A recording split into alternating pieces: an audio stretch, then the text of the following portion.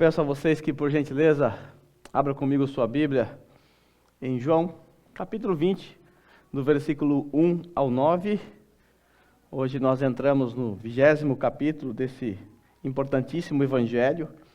E a partir do capítulo 20 nós encontramos a ressurreição de Jesus e as sequências de aparições que o Senhor Jesus fez a muitas pessoas. Tá? Nós estamos então nos primeiros versos, onde constataremos que o corpo de Jesus sumiu. Vamos à leitura da palavra do Senhor. No primeiro dia da semana, bem cedo, estando ainda escuro, Maria Madalena chegou ao sepulcro e viu que a pedra da entrada tinha sido removida. Então correu ao encontro de Simão Pedro e do outro discípulo, aquele a quem Jesus amava, e disse: tiraram o Senhor do sepulcro e não sabemos onde o colocaram. Pedro e o outro discípulo saíram e foram para o sepulcro. Os dois corriam, mas o outro discípulo foi mais rápido que Pedro e chegou primeiro ao sepulcro. Ele se curvou e olhou para dentro, viu as faixas de linho ali, mas não entrou. A seguir, Simão Pedro, que vinha atrás dele, chegou, entrou no sepulcro e viu as faixas de linho, bem como o lenço que estivera sobre a cabeça de Jesus. Ele estava dobrado à parte, separado das faixas de linho.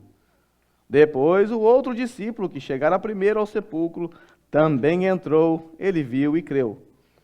Eles ainda não haviam compreendido que, conforme a Escritura, era necessário que Jesus ressuscitasse dos mortos. Pode tomar o seu assento? Meus irmãos, nos versos que estão diante de nós encontramos as informações acerca da ressurreição de Jesus. A priori, olhando para o nosso texto, os discípulos e também Maria Madalena e as mulheres que foram ao sepulcro junto com ela, não entenderam ou não perceberam o que havia acontecido. Não perceberam que Jesus havia ressuscitado dentre os mortos. Então o nosso texto, ele nos revela que logo no domingo pela manhã, Maria Madalena e outras mulheres, João apenas relata Maria Madalena aqui, mas nos sinópticos nós percebemos que outras mulheres também foram ali. Essas mulheres foram ali com a finalidade de ungir o corpo de Jesus, usando as especiarias que elas haviam comprado para esse fim. Mas quando elas estão chegando, e Marcos diz que estava escuro ainda, de longe elas perceberam que a pedra havia sido removida. Certamente uma pergunta natural a ser feita nesse momento é: quem removeu a pedra? Você deve se lembrar que os oficiais romanos estavam de guarda, vigiando para que ninguém roubasse o corpo de Jesus. E o Império Romano mandou colocar um lacre, um selo, na pedra para que ninguém a violasse. Mas agora elas olham no domingo pela manhã e percebem de longe que a pedra foi removida. E a pergunta é: quem é que removeu essa pedra? Vale lembrar que essas mulheres não sabiam o que havia acontecido. Elas não sabiam que o anjo do Senhor, o anjo de Deus, desceu. E quando esse anjo desceu, houve um grande terremoto. E esse terremoto rolou a pedra da entrada do sepulcro do nosso Senhor. Elas não sabiam também que esse anjo ficou sentado em cima dessa pedra. Elas não sabiam que os soldados romanos, ao verem tudo isso, correram morrendo de medo, fugiram, foram para a cidade. E o outro evangelista nos diz que lá na cidade eles procuraram os chefes dos sacerdotes e contaram para eles tudo o que havia acontecido. E aí você imagina que aqueles sacerdotes ou chefes dos sacerdotes, que eles nesse momento da história eles se arrependeram, afinal eles mataram Jesus e agora Jesus ressuscitou. Mas não se iluda, o coração daqueles homens era mais duro do que aquela pedra que estava no sepulcro de Jesus. Eles então elaboraram um plano, subornar os oficiais romanos, os guardas romanos, para que eles dissessem que os discípulos é que roubaram o corpo de Jesus. Só que aqui nós temos um problema. Como eu disse para vocês no sermão passado, se alguém violasse o sepulcro de Jesus, aqueles soldados pagariam com a sua própria vida. Então, se eles afirmarem lá para Pilatos: roubaram o corpo, nós não temos nada a ver com isso, vocês foram incompetentes, não vigiaram o corpo e deixaram que 11 homens simples tomassem o corpo de Jesus, cabeça ia rolar. Mas os chefes dos sacerdotes também tinham um plano mirabolante. Eles disseram a ele para eles algo do tipo assim: se chegar no ouvido do Pilatos, deixa conosco que nós damos jeito. E como bem sabemos, Pilatos estava nas mãos da elite religiosa, por isso ele acabou entregando Jesus. Tudo isso que eu estou contando para vocês não está aqui no Evangelho de João, depois vocês podem ler os outros evangelistas lá, que está tudo lá registrado. Então as mulheres, elas não sabiam de nada disso. Chegando lá, ficaram assustadas, perceberam que a pedra havia sido removida, então elas voltaram e contaram para Pedro e João, conforme o versículo 2. Então correu ao encontro de Simão Pedro e do outro discípulo a quem Jesus amava. Sabemos que esse é João. E disse: tiraram o Senhor do sepulcro, não sabemos onde colocaram. Apesar de João mencionar apenas a presença de uma pessoa aqui, Maria Madalena, veja que a forma como João descreve, fica implícito que sim, haviam outras mulheres, conforme os outros evangelistas relatam. O que aconteceu? Pedro e João então saíram disparados em direção ao sepulcro. Ao ouvir isso, eles estavam céticos. Será que realmente roubaram o corpo de Jesus? E saíram correndo para averiguar se isso de fato era verdade. Não pensem vocês que eles saíram correndo porque eles imaginaram: Jesus ressuscitou, e agora vamos lá encontrar com o nosso Senhor no sepulcro ressurreto. Eles não esperavam isso. E o versículo 9 deixa isso muito claro. João diz que eles ainda não criam. Não haviam entendido que, conforme as Escrituras, Cristo haveria de ressuscitar, apesar de Jesus ter dito inúmeras vezes isso para eles. Então eles correram a fim de ver o que havia acontecido, para ver se eles deveriam acreditar no que Maria Madalena e as mulheres haviam dito. Tanto é que você vai ler lá no versículo, me acompanha aí no versículo 8, no finalzinho, ó. Depois o outro discípulo, que chegara primeiro ao sepulcro, também entrou. Ele viu e creu. Aí você fala, ele creu, ele teve fé. Ele creu em Jesus ressurreto. Negativo. Veja o versículo seguinte. João abre um parêntese e faz um comentário para nós. Eles ainda não haviam compreendido que, conforme a Escritura, era necessário que Jesus ressuscitasse dentre os mortos. O que é esse creu? Creu que aquilo que as mulheres relataram era verdade. Jesus foi roubado. Levaram o corpo de Jesus. Essa é a percepção delas e deles. Nos próximos sermões nós veremos o desenrolar dessa história, onde o Senhor aparece em diversas circunstâncias a várias pessoas.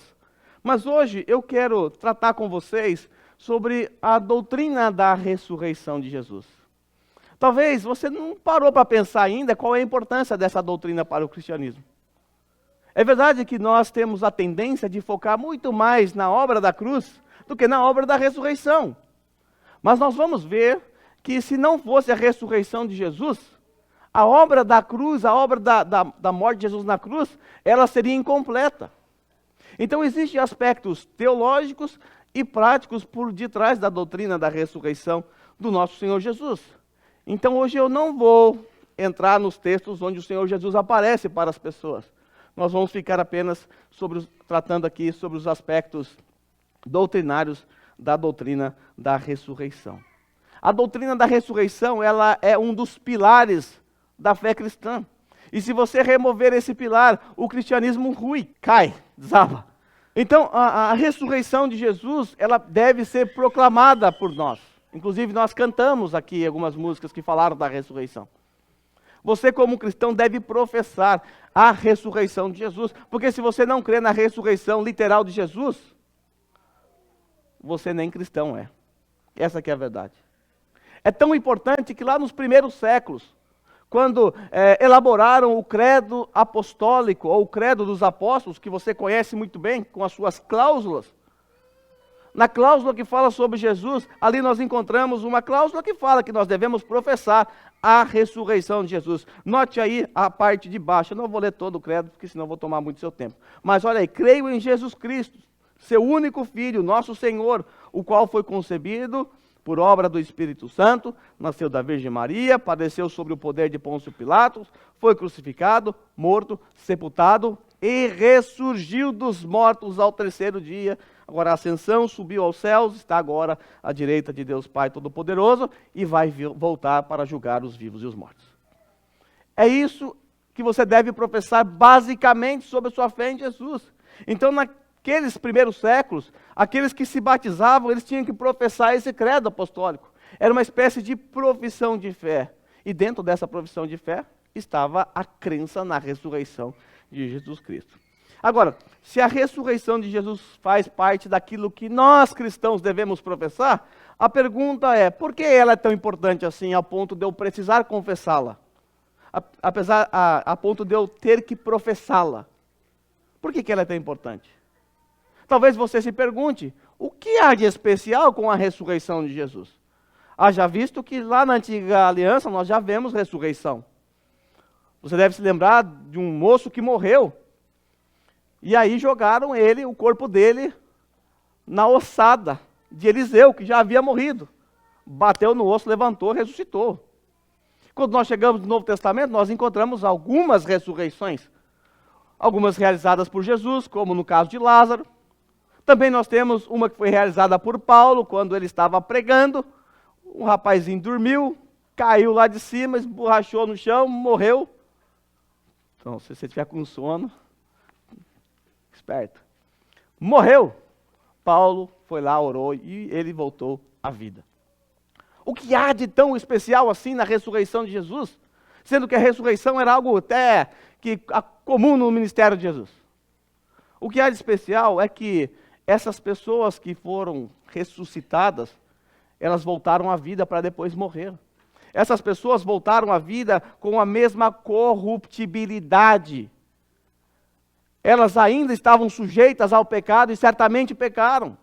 Essas pessoas voltaram a experimentar a morte. A ressurreição de Jesus foi diferente.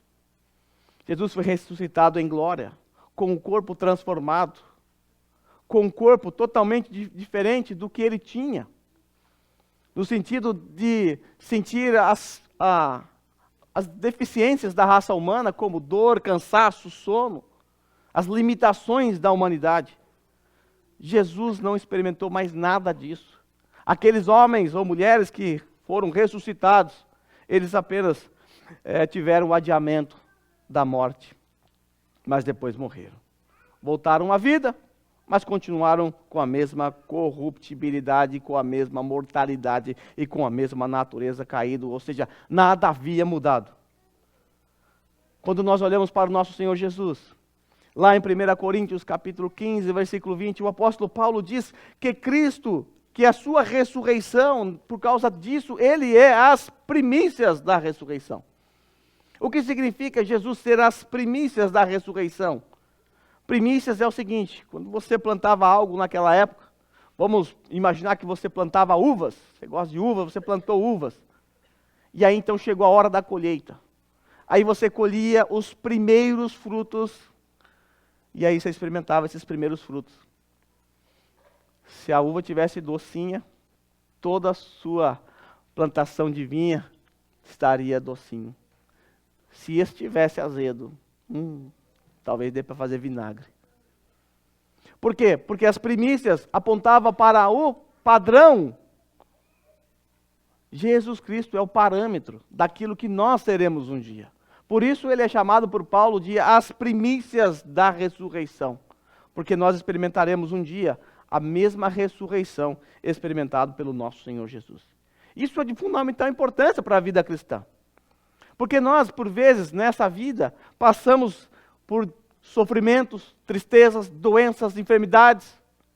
Passamos por lutas que às vezes nos levam ao desespero, à desesperança. Mas quando isso acontecer, basta nós entrarmos no sepulcro de Jesus, olhar para dentro dele e perceber que o túmulo está vazio. Isso vai te fazer lembrar que um dia você também vai experimentar a mesma ressurreição de Jesus. E quando isso acontecer, não haverá mais choro, morte, sofrimento e nada do que nós passamos aqui nessa vida. quando você estiver ali oprimido pela luta contra o pecado, a ponto de se desesperar, lembre-se da pedra removida. E isso vai fazer com que você encontre forças, porque um dia você não terá mais essa sua natureza caída. Um dia você será transformado em glória e nunca mais pecará contra o seu Senhor. Então note, irmãos, a ressurreição não é apenas um evento histórico, é um dos pilares da fé cristã. É um dos pilares da fé cristã. Talvez a gente não tenha parado muito para pensar sobre esse grande pilar. A doutrina é tão importante, tão central para o cristianismo, que os céticos, os ateus, eles tentam refutar a doutrina da ressurreição. Para os ateus, eles afirmam que o corpo de Jesus de fato foi roubado naquele dia pelos discípulos.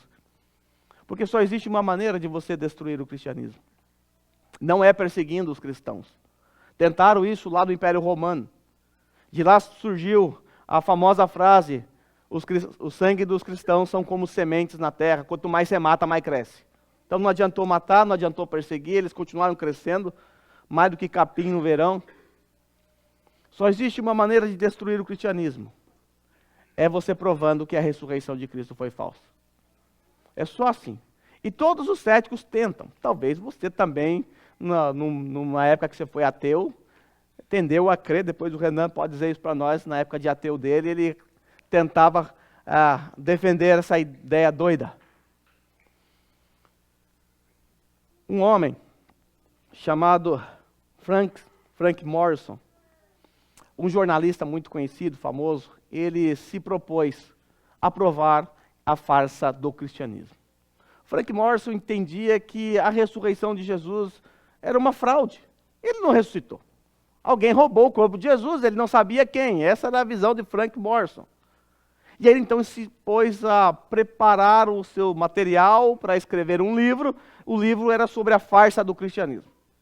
E ele começou a pesquisar fatos históricos, voltou lá no primeiro século, viu as testemunhas através dos seus escritos. E Frank Morrison foi enredado pela sua pesquisa. E no meio do caminho, Frank Morrison se sentiu encurralado com uma grande questão. E aí então ele, depois de entender bem os fatos, ele deixou de escrever o livro que ele ia escrever. E escreveu um outro livro chamado Quem Removeu a Pedra. Frank Morrison, quando ele se deparou com os possíveis candidatos a roubar o corpo de Jesus, ele percebeu que haviam os romanos envolvidos, a elite religiosa e os discípulos. Ele olhou para os romanos e disse: esses aqui não têm razão nenhuma para roubar o corpo de Jesus. Porque se eles roubassem o corpo de Jesus, Roma teria problemas, porque aquele que dizia rei dos judeus que Roma matou, agora ressuscitou. Então essa mensagem de que alguém ressuscitou e é o rei dos judeus, não ia cheirar nada bem para o Império Romano. Então não havia menor interesse do Império Romano tirar Jesus do sepulcro. Inclusive, tinha guardas lá para vigiar para que isso não acontecesse. Então ele descartou. Chegou também nos outros suspeitos agora. Segundo os suspeitos, a elite religiosa. Frank Morrison entendeu, não faz o menor sentido a elite religiosa também tirar o corpo de Jesus, esconder e dizer que ele ressuscitou. Na verdade, isso seria uma vitória de Jesus sobre eles. Não faz sentido. Eles até pediram para colocar guardas lá no capítulo 27 de Mateus, para vigiar. Então não faz sentido. Então chegou à conclusão de que, claro, que foram os discípulos. Os discípulos tinham todas as razões para roubar o corpo de Jesus. Afinal, o seu Senhor morreu de forma humilhante.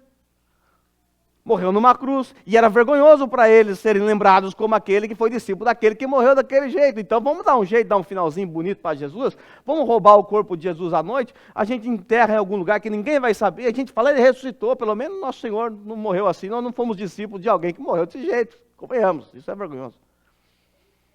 Só que quando Frank Morrison, ele chegou a essa conclusão e continuou estudando a vida dos discípulos, ele percebeu que quando a Roma começou a perseguir os cristãos por causa da doutrina da ressurreição, que se tornou uma ameaça para o Império Romano, porque só é possível ter um rei, e é César. Quando começou a perseguição, os discípulos morreram por causa da sua crença na ressurreição de Jesus. Vale lembrar que o que os ressuscitou na sua fé foi a ressurreição de Jesus, porque até o presente momento, cadê eles? Sumiram. Eles não criam na ressurreição de Jesus, eles não esperavam a ressurreição de Jesus. Após a ressurreição de Jesus, eles se tornaram outras pessoas corajosas, tementes a Deus e que propagaram o Evangelho. E eles, quando foram perseguidos, morreram por causa dessa crença. Isso intrigou Frank Morris, porque ninguém morre por uma mentira. Vamos supor que você mentiu, você é um dos discípulos ali, você conspirou, deu um jeito ali de enganar os soldados romanos, ou subornou, não sei o que você fez, mas você roubou o corpo de Jesus, você mais 11, mais 10, né? Você roubou o corpo de Jesus. E agora você e seus pares estão sendo perseguidos com uma espada na sua garganta. Você professa que Jesus ressuscitou dentre os mortos? Você morreria por uma mentira? Não, você não morreria. Você diz, não é verdade isso, eu não creio nisso, porque você sabe que é mentira. Os discípulos morreram por causa da ressurreição de Jesus, porque ela é uma verdade, eles de fato viram. Então Frank Morrison entendeu que de fato a ressurreição ela é verdadeira. E nesse livro, Quem Removeu a Pedra, ele conta o seu testemunho de conversão. Bem, eu quero olhar para um texto muito importante da palavra de Deus que trata sobre a ressurreição. Em 1 Coríntios, capítulo 15, Paulo gastou 58 versículos, ou seja, todo o capítulo para tratar dessa doutrina. Então veja como ela é importante. É óbvio que eu não vou ler toda ela com você, porque ela é muito longa. Mas fica para você como tarefa de casa ler esse importante capítulo. Eu quero focar dos versículos 12 a 19. Paulo vai falar da ressurreição dos coríntios, da ressurreição futura, porque eles não estavam crendo nessa possibilidade. Então, para provar que os crentes vão ressuscitar, ele aponta para a necessidade de crer na ressurreição de Jesus, porque está interligado. Se Cristo não ressuscitou, nós também não vamos ressuscitar.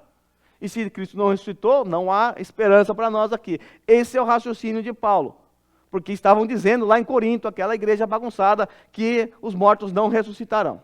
Aí no versículo 2, Paulo diz assim: ora, se está sendo pregado que Cristo ressuscitou dentre os mortos, como alguns de vocês estão dizendo que não existe ressurreição dos mortos? Vocês não creem que serão ressuscitados um dia? Então, Cristo ressuscitou então para vocês? Então como pode Cristo ter ressuscitado dentre os mortos? Então a ressurreição futura nossa está intimamente ligada com a ressurreição de Jesus. E aí Paulo diz, se não há ressurreição dos mortos, nem Cristo ressuscitou. E se Cristo não ressuscitou, é inútil a nossa pregação, como também é inútil a fé que vocês têm. Mais que isso, diz Paulo, seremos considerados falsas testemunhas de Deus, pois contra ele testemunhamos que ressuscitou a Cristo dentre os mortos. Mas se de fato os mortos não ressuscitam, ele também não ressuscitou a Cristo. Pois se os mortos não ressuscitam, nem mesmo Cristo ressuscitou. E se Cristo não ressuscitou, é inútil a fé que vocês têm e ainda estão em seus pecados. Nesse caso, também os que dormiram em Cristo estão perdidos. Se é somente para esta vida que temos esperança em Cristo, somos de todos os homens os mais dignos de compaixão. Então, com base nesse texto, eu quero destacar para vocês 6 consequências trágicas para a nossa fé quando nós não cremos na doutrina da ressurreição de Cristo. Em primeiro lugar, se Cristo não ressuscitou dos mortos, a nossa pregação é inútil. Eu estou perdendo meu tempo aqui se Cristo não ressuscitou dentre os mortos. Paulo disse isso, se não há ressurreição dos mortos, nem Cristo ressuscitou, e se Cristo não ressuscitou, é inútil a nossa pregação. É inútil a nossa proclamação do Evangelho. Então, se Cristo não ressuscitou dos mortos, nossa pregação é inútil, e em segundo lugar, a nossa fé é vã. Paulo diz, como também é inútil a fé que vocês têm. A nossa fé é uma fé inútil, que não serve para absolutamente nada. Se Cristo não ressuscitou dos mortos, em terceiro lugar, o nosso testemunho é falso. Paulo diz assim, mais que isso, seremos considerados falsas testemunhas de Deus, pois contra ele testemunhamos que ressuscitou Cristo dentre os mortos. Nós estamos dizendo que Cristo ressuscitou dentre os mortos, mas se Cristo não ressuscitou, nós estamos falando algo que Deus não fez. Estamos sendo falsas testemunhas de Deus, dizendo que ele fez algo que ele não fez. Em quarto lugar, Se Cristo não ressuscitou dos mortos, nossos pecados não foram perdoados. Olha que interessante. Às vezes nós pensamos que o nosso perdão ficou só na cruz. Cristo morreu, está perdoado os pecados. Mas veja que conexão que há entre a ressurreição e a cruz. Depois nós vamos entender isso melhor. Mas Paulo disse assim: pois se os mortos não ressuscitam, nem mesmo Cristo ressuscitou. E se Cristo não ressuscitou, é inútil a fé que vocês têm e ainda estão em seus pecados. Se Cristo não ressuscitou, estamos em nossos pecados. Nesse caso, também os que dormiram ou os que morreram estão perdidos. Veja, se não fosse a ressurreição, não haveria salvação para nós também. Quinto, se Cristo não ressuscitou dos mortos, nossa esperança futura é destruída. E só nos restará a esperança para esta vida. Ou seja, não haverá esperança para nós. Por isso Paulo diz, se é somente para essa vida que temos esperança. Então, se Cristo não ressuscitou, a nossa esperança fica aqui nesse mundo. Aqui e agora. Não temos uma esperança futura. E aí seremos então, no ponto 6, por causa disso, dignos de compaixão. Se é somente para esta vida que temos esperança em Cristo, somos de todos os homens mais dignos de compaixão. Consegue perceber o quanto a doutrina da ressurreição é importante para a fé cristã? Mas a grande questão agora que eu quero levantar com vocês é quais são as implicações doutrinárias da doutrina da ressurreição. Quais são as implicações teológicas? Em primeiro lugar, a ressurreição de Cristo assegura a nossa regeneração. Veja o texto que está projetado para vocês aí de 1 Pedro 1:3. Bendito seja o Deus e Pai do nosso Senhor Jesus Cristo. Conforme a sua grande misericórdia, Ele nos regenerou para uma esperança viva por meio da ressurreição de Jesus Cristo dentre os mortos. Veja o texto que eu destaquei. Ele nos regenerou, está aí grifado para você, para uma nova e viva esperança por meio da ressurreição de Jesus Cristo. Percebe que a ressurreição de Jesus assegura a nossa regeneração? E isso está por todos os escritos de Paulo. Como, por exemplo, em Efésios capítulo 2, versículos 5 e 6. Paulo vai descrever que nós, cristãos, ressuscitamos com Cristo. A ressurreição de Cristo é importante porque se não houvesse a ressurreição de Cristo, nós não ressuscitaríamos com Ele. E se nós não ressuscitássemos com Cristo, estaríamos todos nós perdidos. Lá no capítulo 2 de Efésios, Paulo, nos 3 primeiros versículos, descreve a condição da raça humana. Todos estão mortos em seus delitos e pecados, escravos de sua própria natureza, escravos de Satanás, merecedor da ira de Deus por natureza. E aí quando nós chegamos no versículo 4 em diante, todavia, Deus que é rico em misericórdia, pelo grande amor com que nos amou, deu-nos vida com Cristo, ou seja, uma ressurreição para a fé. Quando ainda estávamos mortos em transgressões, pela graça vocês são salvos, Deus nos ressuscitou com Cristo e com Ele nos fez assentar nos lugares celestiais em Cristo. A ressurreição de Cristo, então, nos assegura a nossa regeneração. Também, a ressurreição de Cristo nos assegura a justificação. Paulo diz em Romanos 4:25, Ele foi entregue à morte por nossos pecados, foi entregue por nossos pecados e ressuscitado para a nossa justificação. Talvez você nunca ligou a justificação com a ressurreição de Jesus, mas o fato é que Ele ressuscitou para a nossa justificação. Isso aqui funciona mais ou menos, a ressurreição funciona mais ou menos como a documentação que você tem da sua casa. Vamos supor que você comprou a sua casa, você entrou no processo para comprar a casa. Você tem dinheiro lá para pagar à vista, tal, você vai comprar a sua casa. E aí você já dá o dinheiro, você paga antes de fazer a documentação. Pelo menos no Brasil é assim.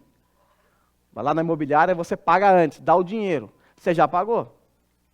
Está pago a casa. Mas a casa, de fato, só é sua quando você recebe em suas mãos a documentação. Agora você sabe, agora a casa é minha. Se você pagar e alguém sumir e nunca te der documento de nada, meu filho, você pagou dinheiro à toa, porque você não vai ter a casa, porque ela não é sua. O que comprova que a sua casa é sua não é se você mora lá, é se você tem como provar. E a ressurreição de Jesus Cristo funciona como esse documento final. Ele morreu, pagou na cruz por nossos pecados, está pago lá. Mas a certeza de que isso foi pago foi quando ao terceiro dia Deus Pai o ressuscitou dentre os mortos. É como se Deus Pai batesse ali o carimbo, ratificando a morte de Jesus Cristo. É como se Deus Pai declarasse o seguinte: não há mais nenhuma pena a ser pago. Tudo foi pago naquela cruz. Tudo foi pago, não sobrou nenhuma culpa sequer. Com a ressurreição, Deus estava dizendo acerca de Jesus Cristo, Deus Pai estava dizendo acerca de Jesus Cristo: eu aprovo tudo o que fizeste naquela cruz. E achei favor. E você achou favor diante de mim. Está quite. Está pago. Então a ressurreição, ela atesta a nossa justificação. Sabe o que é mais impactante nessa história toda? É que nós somos atingidos em cheio por essas verdades. Porque quando Deus nos ressuscitou com Cristo, essa declaração de aprovação do Pai para com o Filho na ressurreição passou também a ser a nossa declaração. Nós ressuscitamos com Cristo, então Deus, quando olha para nós, miseráveis pecadores, imperfeitos, Deus diz assim: toda a penalidade dos seus pecados já foi pago. E eu não vejo mais nada de culpa em você. Você é justo diante de mim. Porque você morreu com Cristo, você ressuscitou com Cristo. Consegue perceber o quanto a doutrina da ressurreição é importante para o cristianismo? Como ela tem implicações teológicas, doutrinárias para as nossas vidas? A próxima questão é: como essa doutrina da ressurreição se aplica a nós? Vimos as implicações teológicas disso, e agora, será que tem aplicação para as nossas vidas? Será que é só um mero conhecimento, ou será que é só um monte de informação que nós temos que aprender hoje? Certo que não. Em primeiro lugar, a ressurreição de Cristo nos encoraja a mantermos firmes e inabaláveis. Veja 1 Coríntios, capítulo 15, versículo 58. Vale lembrar que o capítulo 15 é Paulo tratando do começo ao fim acerca da doutrina da ressurreição. Lá no versículo 58, o último versículo, como é comum de Paulo, após apresentar uma grande doutrina, ele aponta para as questões práticas. Paulo apresenta a ortodoxia, depois ele vai para a ortopraxia. Ou seja, como eu aplico essas verdades teológicas. Então, chegando no versículo 58, parte A, Paulo diz assim: portanto, ou seja, por causa de tudo que vocês ouviram, por causa de tudo que vocês leram, que Cristo ressuscitou dentre os mortos, vocês serão também um dia como Cristo ressuscitado. Por conta de tudo isso, meus amados irmãos, mantenham-se firmes e que nada os abale. Paulo está usando a doutrina da ressurreição de Jesus para encorajar os irmãos de Corinto a manterem-se firmes e inabaláveis no Senhor. Desse modo, meus irmãos, todos aqueles que se encontram desanimados, sem forças na caminhada cristã, se sentem fracos, devem desesperadamente olhar para dentro do sepulcro de Jesus também. Isso vos fará lembrar que as penumbras dessa vida um dia vai cessar. Um dia nós seremos assim como Jesus, ressuscitados em glória, e não seremos mais os mesmos. Você que hoje está em sofrimento, está sofrendo muito na sua vida, é importante que você se lembre do Gólgota, que você se lembre do sofrimento do seu Senhor, o quanto Ele sofreu, o quanto Ele foi humilhado. Ele é o homem de dores. O quanto foi doloroso, dolorido para Jesus receber a ira do Pai no seu lugar. Olhe para Ele e se lembre disso. Mas também se lembre que esse Jesus que sofreu tudo isso, ao terceiro dia Ele ressuscitou da sepultura em glória. E Jesus nunca mais sofreu e nem vai sofrer tudo isso que Ele sofreu lá no Gólgota. Isso te faz lembrar também que tudo que você está sofrendo hoje, nesse lado da vida, um dia, quando você for ressuscitado em glória, você nunca mais vai passar por tudo isso. Você será transformado. Então, isso é um encorajamento para mim e para você. As lutas, às vezes, nos afoga, nos leva ao desespero, A luta contra o pecado, a luta contra tudo que você possa imaginar nesse lado da vida, cada um com as suas lutas. E às vezes nós somos levados ao desespero e à vontade de desistir por vezes. Mas devemos olhar para dentro da sepultura e lembrar que Cristo ressuscitou. Paulo entende que se você crer nessa doutrina, você vai ser firme. Porque você vai, assim como Paulo, poder dizer: minha tribulação é leve e momentânea. Certamente que o seu sofrimento não se compara com o sofrimento de Cristo na cruz. Mas eu tenho certeza absoluta que se você olhar para a sepultura vazia, isso vai encher o seu coração de esperança. Vai te encorajar a se levantar e se manter firme, pois você vai se lembrar que a sua fé não é em vão. Segundo lugar, a ressurreição de Jesus nos encoraja ao trabalho cristão diligente. Ainda lá no capítulo 15, o último versículo, a parte B, Paulo vai falar algo que a gente usa muito.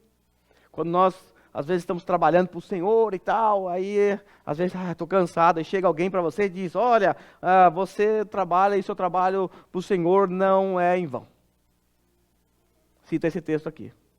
Veja o que Paulo diz: sejam sempre dedicados à obra do Senhor, pois vocês sabem que no Senhor o trabalho de vocês não será inútil. Trabalhem e lembre-se, o trabalho de vocês no Senhor não será inútil. Paulo está concluindo o capítulo 15.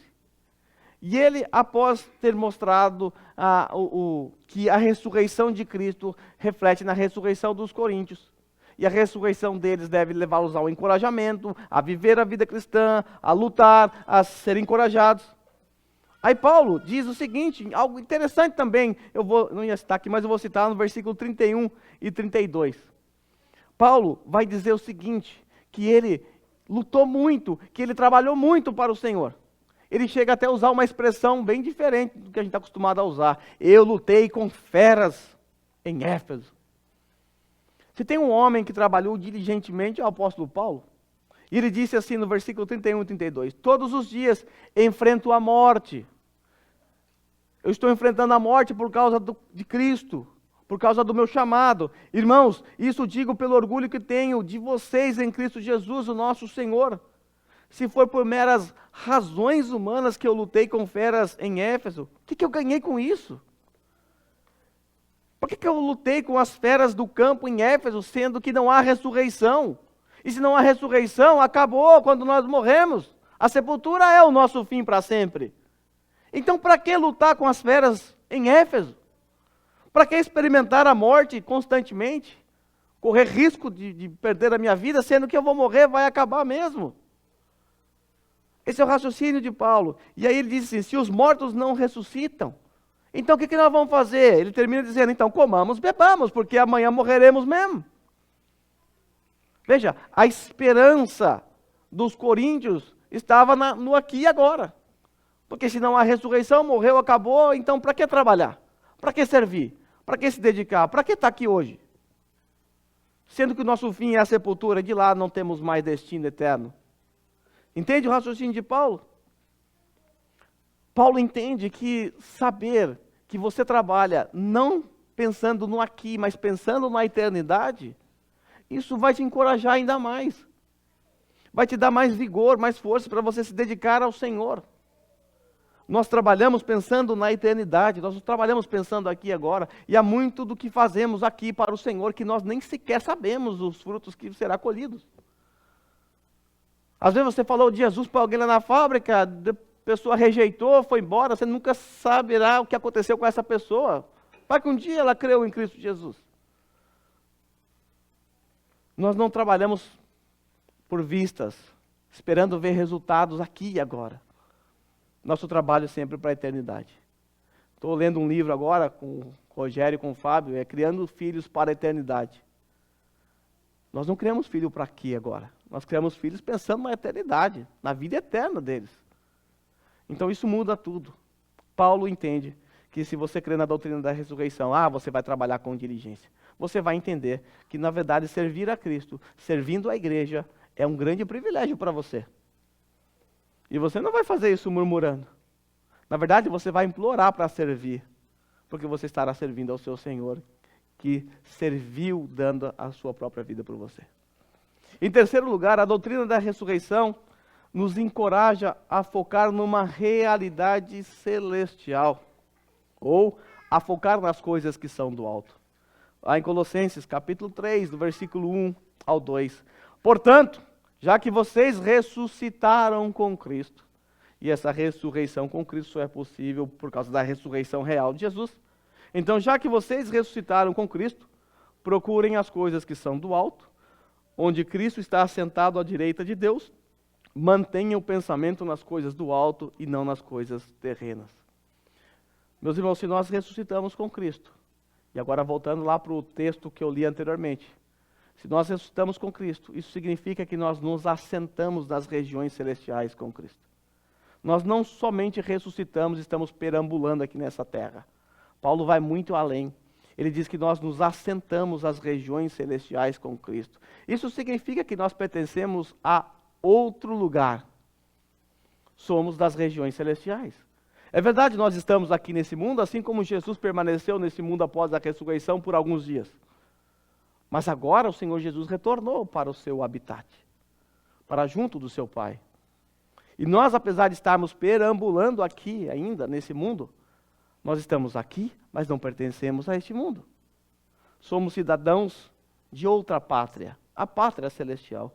Por isso Paulo diz que, porque ressuscitamos com Cristo, devemos procurar as coisas do alto, porque nós somos do alto. Nós devemos procurar as coisas de onde Cristo está assentado, porque nós também estamos assentados com Cristo nas regiões celestiais. E os nossos pensamentos, Paulo diz, não, nós ressuscitamos com Cristo, então nós devemos pensar nas coisas que são do alto, não nas coisas terrenas. Então a doutrina da ressurreição nos faz lembrar que nós somos peregrinos ou transeuntes nesse mundo. Nós estamos de passagem, estamos apenas andando por aqui. A nossa pátria é outra, nós estamos caminhando rumo a essa pátria celestial. Já estamos lá com Cristo, é verdade, mas um dia estaremos com o nosso corpo glorificado também. Quarto lugar, a ressurreição de Cristo nos impulsiona a viver em santidade. Romanos capítulo 6, versículo 3 e 4, nós lemos o seguinte: ou vocês não sabem que todos nós que fomos batizados em Cristo Jesus, fomos batizados em sua morte? Portanto, fomos sepultados com ele na morte por meio do batismo, a fim de que assim como Cristo foi ressuscitado dos mortos, mediante a glória do Pai, também nós vivamos uma vida nova. Meus irmãos, esse é aquele texto que eu uso muito na ocasião do batismo, onde nós representamos, através daquela encenação, a imersão e aquele ato de sepultura, de ressurreição com Cristo.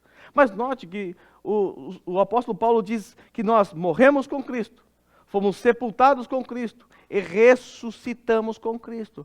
Para que nós ressuscitamos com Cristo? Qual é a finalidade dessa ressurreição com Cristo? E aí Paulo responde: para que vivamos vida nova, ou em novidade de vida. Nós ressuscitamos com Cristo para viver de maneira piedosa e santa nesse mundo. Eu li com vocês no sermão passado, e eu vou ler mais uma vez com vocês a partir do versículo 1 de Romanos capítulo 6. O que diremos então? Continuaremos pecando para que a graça aumente? Paulo responde: de maneira nenhuma. Nós, os que morremos para o pecado, também como podemos continuar vivendo nele? Ou vocês não sabem que todos nós que fomos batizados em Cristo Jesus, fomos batizados em sua morte? Portanto, fomos sepultados com ele na morte por meio do batismo, a fim de que, assim como Cristo foi ressuscitado dos mortos, mediante a glória do Pai, também nós vivamos uma vida nova. Para a continuação, se dessa forma fomos unidos a ele, na semelhança de sua morte, certamente o seremos também na semelhança da sua ressurreição. Pois sabemos que o nosso velho homem foi crucificado com ele, para que o corpo do pecado seja destruído e não mais sejamos escravos do pecado, pois quem morreu foi justificado do pecado. E aí Paulo continua dizendo: ora, se nós morremos com Cristo, cremos que também com ele nós viveremos, pois sabemos que tendo sido ressuscitado dos mortos, Cristo não pode morrer outra vez. A morte não tem mais domínio sobre ele, porque morrendo, ele morreu para o pecado uma vez por todas, mas vivendo, viveu para Deus, ou vive para Deus. E aí ele vai falar de nós agora. Da mesma forma, considerem-se mortos para o pecado, mas vivos para Deus em Cristo. Portanto, não permitam que o pecado continue dominando os seus corpos mortais, fazendo que vocês obedeçam aos seus desejos. Não ofereçam os membros do corpo de vocês ao pecado como um instrumento de injustiça. Antes ofereçam-se a Deus como quem voltou da morte para a vida. E ofereçam os membros do corpo de vocês a Ele como instrumento de justiça, pois o pecado não os dominará, porque vocês não estão debaixo da lei, mas debaixo da graça. Consegue perceber as consequências de ter sido morto e ressuscitado com Cristo? É para viver assim. A consequência natural exposta por Paulo é para vivermos constantemente na luta contra o pecado, vivendo uma vida santa aqui, desse lado da terra. Depois você lê na sua casa Colossenses 3, do 1 ao 10, eu não vou ler não por causa do tempo. E eu já vou para a conclusão. O que eu quero dizer a vocês, meus irmãos, é que, de certa forma, nós fomos expostos hoje a uma das mais importantes doutrinas do cristianismo. Nós estamos diante de ortodoxia. Ortodoxia é aquela doutrina certa, correta. Nós estamos diante de uma doutrina elementar que eu e você precisamos professar. E uma doutrina ortodoxa, ou uma ortodoxia, deve naturalmente desembocar numa ortopraxia. O que é uma ortopraxia? Uma prática correta em resposta à doutrina que nós aprendemos. Paulo fez isso em Efésios. Os 3 primeiros capítulos é doutrina, doutrina e doutrina. Os últimos 3 capítulos, vivam de maneira digna da sua vocação. Vivam como crente nesse mundo. Ame sua esposa. Mulheres sujeitas ao seu marido. Filhos, sejam sujeitos aos seus pais. Trabalhe lá como escravo, na época era escravo, né? Como ao Senhor. Veja, prática. Prática. Nós estamos então diante de uma doutrina fundamental e importante, e eu espero que você não tenha apenas apreciado a doutrina, mas que ela te leve ou te impulsione a viver a vida cristã diferente do que você tem vivido até agora. Se você, diante de tudo que foi dito, apenas se sentir satisfeito apenas com o conhecimento adquirido, eu não sabia que a regeneração, a justificação dependia disso. Esse aspecto doutrinário, teológico é muito bom. Eu espero que você não fique só nisso. Porque Paulo, nem Jesus, espera que você fique nisso. Se você apenas se sentiu satisfeito com o conhecimento, então isso significa que você vai fracassar como um cristão. O verdadeiro cristão, ele não busca o conhecimento pelo conhecimento. Nós buscamos o conhecimento simplesmente para conhecer melhor o nosso Senhor, para servir o Senhor melhor e, sobretudo, para nos conformar à imagem do nosso Senhor e entender o padrão que Ele exige de nós para essa vida. Então, assim, você tem 2 opções hoje. Você se satisfaz apenas com o conhecimento da doutrina da ressurreição, ou você reflete sobre todo o conhecimento que você teve e os aplica à sua vida. Talvez você nunca tenha pensado acerca das implicações doutrinárias da ressurreição de Cristo. E se for o seu caso, eu espero que você tenha percebido que todas essas implicações te levam ou devem te empurrar para viver uma nova vida. Eu quero que você perceba que essa ortodoxia que você ouviu hoje deve realmente te impulsionar para uma ortopraxia. Você tem que ser um crente melhor. Você tem que ser um pai melhor, uma esposa, um marido melhor, um filho melhor. Você tem que ser um funcionário melhor. Você tem que ser um cristão mais aguerrido, mais firme na sua fé. Afinal, o seu Senhor ressuscitou dentre os mortos. Nós vimos que essa doutrina é importante para nós pelo fato de que ela nos encoraja à perseverança. Então, persevere, Cristo ressuscitou. Ela também nos encoraja ao trabalho dedicado ao Senhor. Então, trabalhe para o Senhor, porque Ele ressuscitou. Essa doutrina também nos encoraja a focar numa outra realidade, uma realidade celestial e não terrena. Então foque na realidade celestial, para de olhar para esse mundo caído e se apaixonar por ele. Nós não pertencemos mais a esse mundo. Nós não somos daqui. A sepultura está vazia. E por ela estar vazia, isso significa que Jesus foi assunto aos céus. Você está sentado com ele lá nas regiões celestiais, porque você também ressuscitou com ele. Por fim, essa doutrina também nos impulsiona a viver uma vida piedosa e santa nesse mundo. Se ao fim dessa mensagem você se sentiu encorajado a perseverar ainda mais, se você se sentiu motivado a servir o Senhor com toda a dedicação, se você sentiu o desejo de ofertar a Ele os seus talentos, se você se sentiu encorajado a viver uma vida focada nas coisas celestiais, se você por fim se sentiu impulsionado a viver uma vida santa diante de Deus, então você captou o supremo propósito da palavra de Deus para a sua vida. Lembre-se, a Bíblia não foi dada para aumentar o seu conhecimento. A Bíblia foi dada a nós para transformar nossas vidas. Nós amamos o conhecimento. Nós estudamos a palavra de Deus. E vocês que me conhecem sabem que eu gosto disso também. E devemos sim estudar, conhecer, estudar teologia, se aprofundar. Mas não pelo conhecimento em si mesmo. Conhecimento sem transformação é um conhecimento inútil, vazio. Então, meu único objetivo ao expor a vocês essa doutrina e qualquer outra doutrina aqui no púlpito é que esse conhecimento redunde em mudança de vida para mim e para você. Não quero aumentar o seu arcabouço teológico. Eu quero com isso que você, assim como eu, tenhamos um impacto em nossas vidas e isso redunde em transformação, mudança de vida ou que nos torne um cristão cada vez mais parecidos com Jesus Cristo. Que todas as implicações dessa verdade redundem em louvores a Deus, em perseverança, em dedicação ao Senhor e nos leve a pensar sobre uma ótica celestial. E que nos leve a viver de maneira a agradar a Deus nesse mundo, seguindo o padrão que encontramos na palavra de Deus. E assim eu quero pedir a você que curve sua cabeça. Nós vamos orar.